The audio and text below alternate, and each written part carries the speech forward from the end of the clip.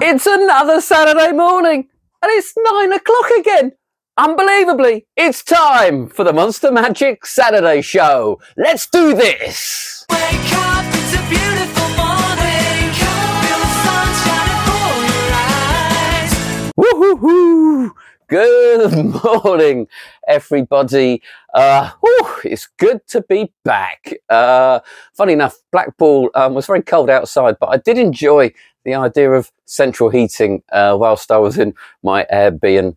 If you did watch the Blackpool Magic Show, I do hope you liked it. Apologies for the sound during the walk around. It was impossible to know what the sound was like until after we'd videoed it, and actually, funnily enough, those microphones were far more expensive than the one I used last year and I'm using now, so not quite sure what went wrong, but I hope you still enjoyed it anyway. Blackpool for me was a terrific amount of fun.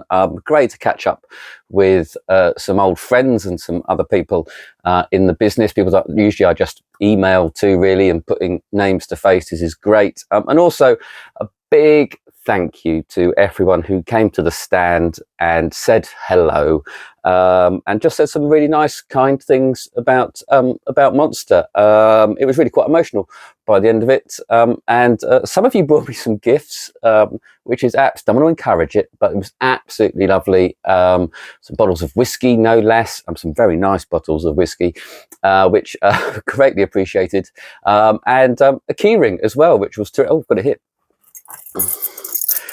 And a lovely keyring as well. Really did touch my heart. So thank you very much for all of that. But come on, I'm back. It's time for some reviews. Let's see what we've been missing out on. And first up, it is AI Deck by Szabolcs, Molnar, I think it is. Molnar, Szabolcs, Molnar. This is a lovely little card trick. It's a great idea. What happens is you have a card freely selected and then placed back into the deck. You then explain that this is an AI deck and it will give you instructions to find the card. You outjog 4 cards, square up the deck, and when you push the 4 cards up, out pops an instruction saying think of your card. You then turn the deck over, push that card back in, and it says harder. Turn the deck over, push up harder, and it reveals the spectator's card. It's a lovely little trick. It's probably should really be in a book, I suppose. Let me show you what you get. Before I explain all too much, you get the think of a card, and you get the harder card. That's all you really get, and they are on a red bicycle back, so you will need a red bicycle deck of cards. It's all summed up in a booklet as well, so there's no video. You get to see the performance, obviously, which is the trailer. That is a full uncut performance, and it is virtually self-working, so there's not that much to know. So that's the sort of put in nice colour photographs.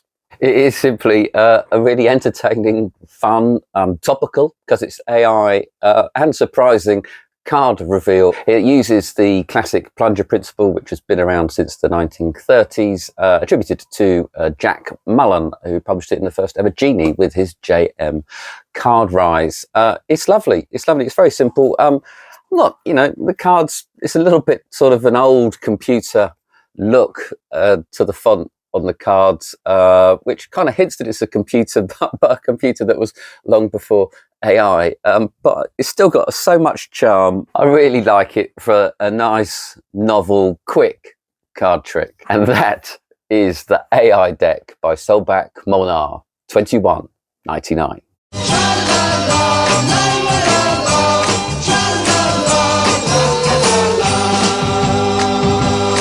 Next up, we've got another old principle given a new lease of life with 30 Seconds to Stun by Richard Sanders. This was actually first published by Richard, I think, about 20 years ago. He's added a couple of more phases to it. And the main routine is that you turn around and riffle down the cards behind your back and ask your participant to say stop. Wherever they stop, that is the card they have chosen.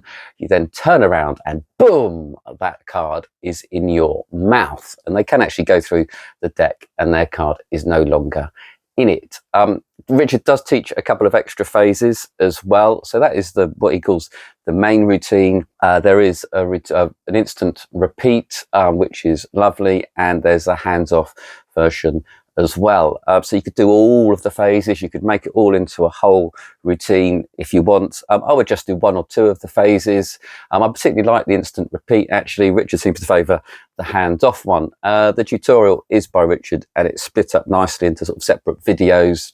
Each phase has got a little 15-minute video, and then there's some tips from Richard at the end as well about how to make it stronger, how to play it, make sure you practice, all of those sorts of things. The teaching is great and it is a really powerful, fun trick. It's a great opener for sure because it is, as Richard says, nice, quick and hard hitting. Let me show you what you get actually in here, because I was a bit surprised by one of the things.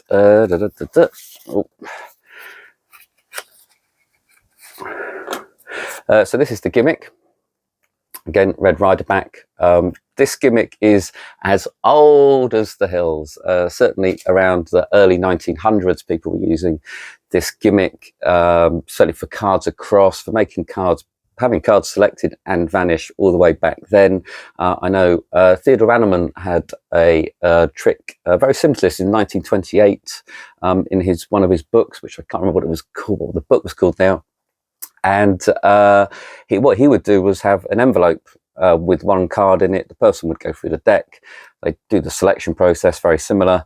That card would be vanished from that deck and it would appear in the envelope. A really nice trick. Something you can probably add to this if you want to.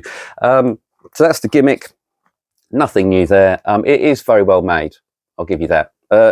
And then you get this card as well. And this is the card that is going to appear in your mouth. And it's plastic, which is great because that means you can give it a wipe down, possibly with a little sanitary towel, maybe after, not a sanitary towel, a hygienic wipe or something afterwards. But it won't get wet, it won't get soggy. It will last a lot longer than an ordinary card that you keep putting in your mouth. So that's a really, really nice touch as well. I really like it, both as a multi-phased routine and both as just the main event as a nice little opener. You can just take the jokers out of the deck when you want to, and you are good to go with that deck of cards for any other routine immediately afterwards. So that's pretty clever. There is something that has been bugging me about this release now for quite a while. I don't understand why it hasn't been mentioned before, and that is that I have found, and I know some of you have too, the trailer very, very misleading. There's a bit in the trailer where Richard turns around and supposedly performing the trick, but he simply isn't. And I know this has fooled some people. A lot of knowledgeable magicians have known how the trick is, 99% of how the trick is done, but they haven't understood this bit. And that is the problem for me. And people have bought it simply to find out the secret to this. And the secret is that there is no secret. Richard simply isn't doing the move or performing the trick in the trailer, and I think that is slightly dishonest. So what I'm going to do, I'm going to show you the trailer and then I'm going to show you the bit on the tutorial where he is actually performing the trick. I wouldn't normally show a clip of the tutorial, but there's no sound, nothing is given away necessarily. You are just seeing how the trick is genuinely performed compared to how it is performed in the trailer. So here's the trailer now, and you will see that Richard's head, the back of his head is in full view. His hands are kept very, very low, and at no point does it seem that his hands and head come anywhere near each other. If we now watch the tutorial, you will see that his hands are much higher and his head has virtually disappeared. It is much, much lower. I don't know if that's going to affect whether you buy it or not. I just know that some people have been asking about clothing restrictions and what the gimmick is, and I know people have bought it just to find out that little bit. Otherwise, it is a great release by Richard. It's very easy to do and it's very strong, and actually the reveal is also quite funny. That is 30 seconds to stun. Richard Sanders, 28.99. Now, obviously, I have opened this 30 seconds to stun, so I'm not willing to sell it, which means, yes, next week there will be a giveaway. All you need to do to enter this competition is in the comments below, just write down something that you would like to take only 30 seconds. Okay, something you would like to take only 30 seconds, not something that already does take 30 seconds. Just leave that down in the comments. I will go through the comments. I'll write down all of your names. I will put them down into the wishing wok of wonder next week, and maybe you will be the lucky winner of 30 seconds to stun. Next up, it's the Atomic Deck by Craig Petty. Oh yes, Craig has done it again. I just can't get enough.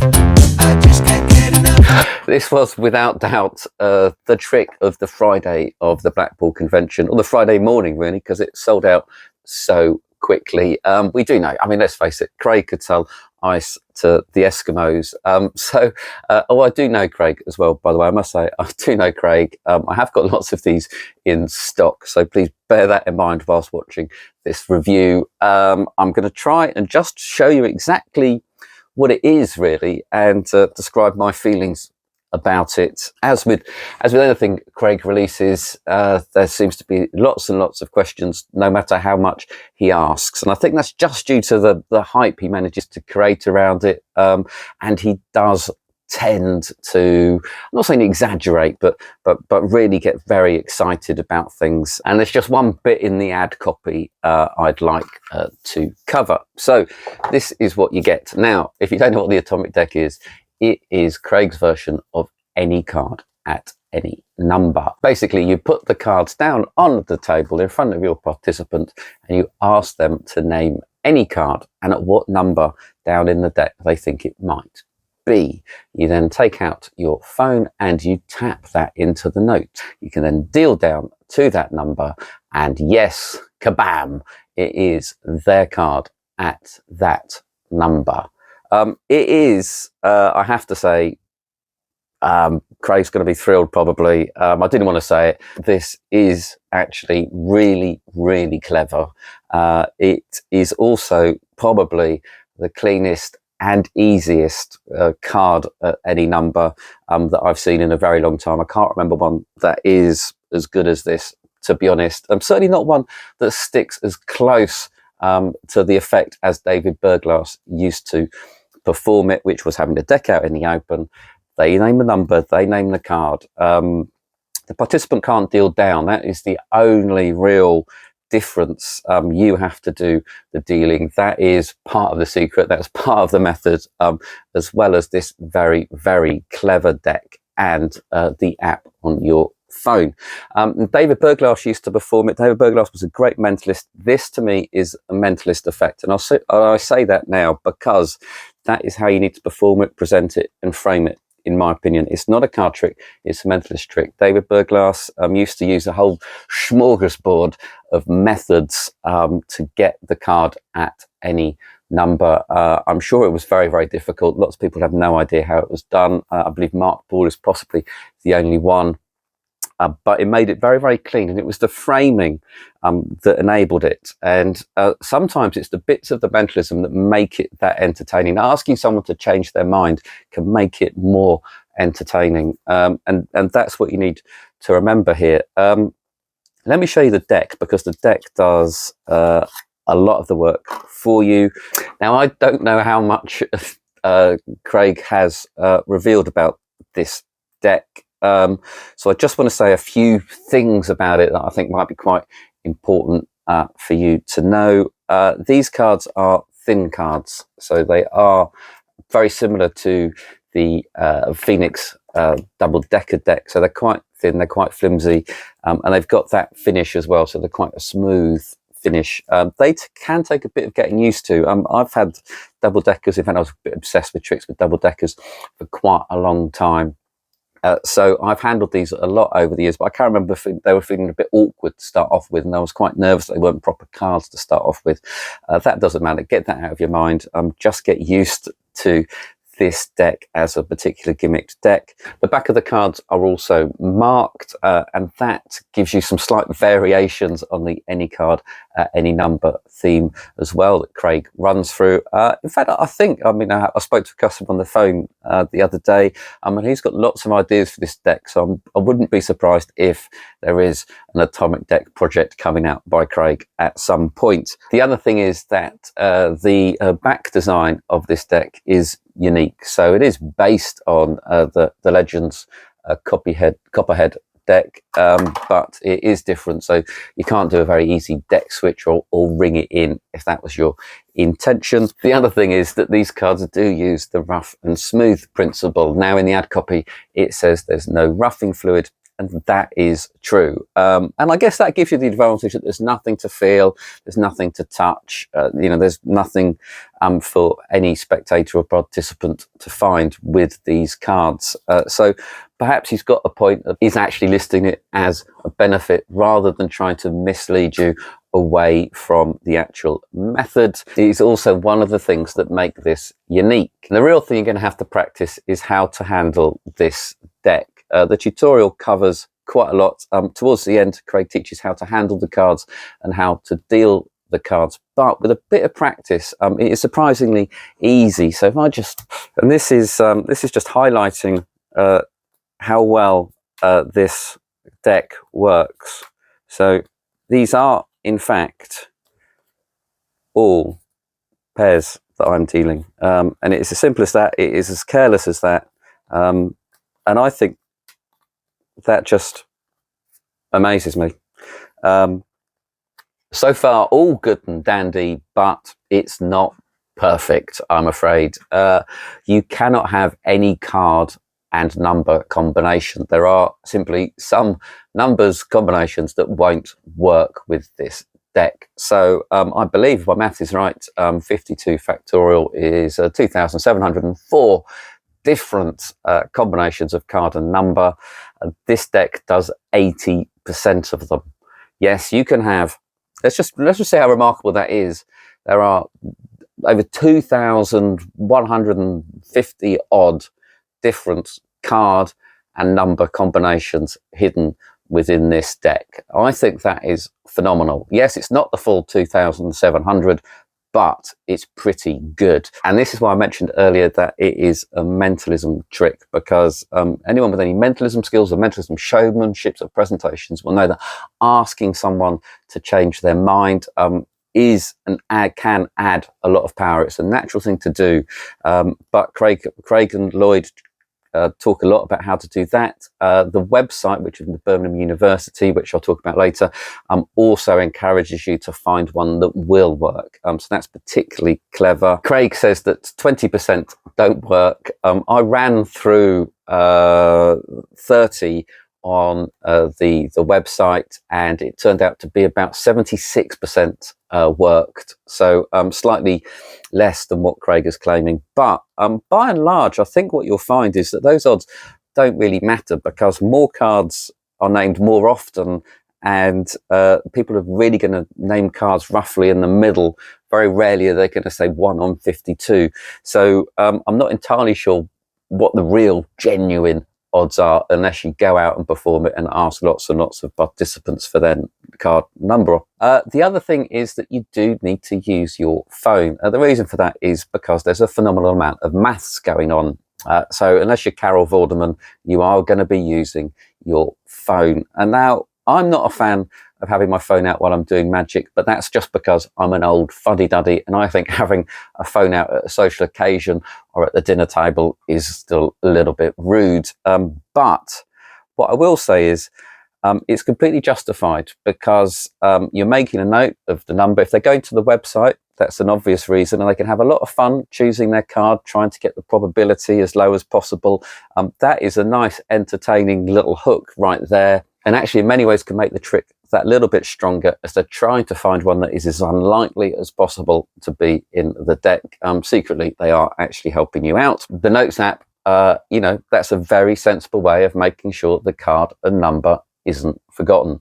And the app brilliantly shows you exactly what you need to do with the deck, but when you put it down on the table, it looks just like your notes app. There is nothing for anyone to see. Now, as magicians, we might start running and worry that people think that the phone has something to do with the trick. But for me, I can't think of how typing anything into my phone, even if I showed them it was an app that did it, they would be amazed that could change the order of this deck. How can typing a card in a position in my phone make it appear at that number in the deck? I just don't think it's an issue at all. Even though I don't like phones, I can't believe they're going to think that phone is in some way helping you do that to the deck. It's just a complete and utter disconnect for me. And because of the app, there's no memory work, despite being 2 stacks hidden in this deck, or any mental arithmetic. Personally, I just remember one of the bits of information that the app gives you, and then I asked them to confirm their actual number, and I just deal down the rest of the cards to that number, and that makes it a lot easier for me, and it also means I can bring in a bit more presentation and have a bit of a laugh halfway through dealing without any panic. Another thing to be aware of is that your phone does need to be connected to the internet at the time. I did try it on airplane mode and it didn't work, so I believe that to be the case, and I think that's just about it. This deck isn't for me. It is 100% a really good, strong piece of mentalism that isn't too difficult, and it should be presented as such. Really build this up as an incredible feat, that in the way that David Berglas did, and you will have a miracle on your hands. That simply doesn't fit my style. I've been astonished by this deck. It has amazed me in many ways. It is really clever. It is a really strong effect. It is a bit pricey, but that's just the manufacturing costs and the shipping costs, and I understand that. Whether or not you want to carry this rather than an invisible deck, I don't know. The invisible deck kills. Is this any stronger? I don't know. Is it worth the extra money? I'm not sure. It's all about how you present it and how much value you manage to get from it. But that is the Atomic Deck by Craig Petty, $44.99.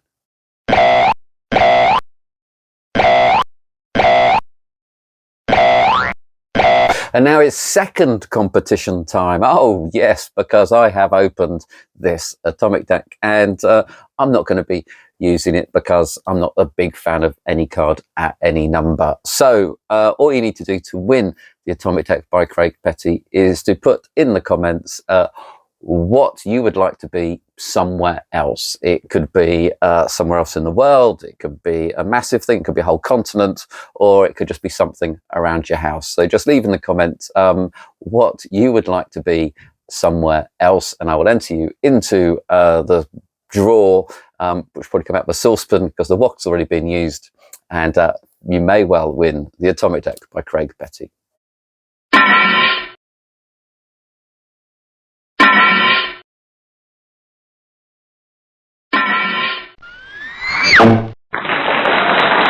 Finally, we've got Gravity Clips by Greg van Holsbeck.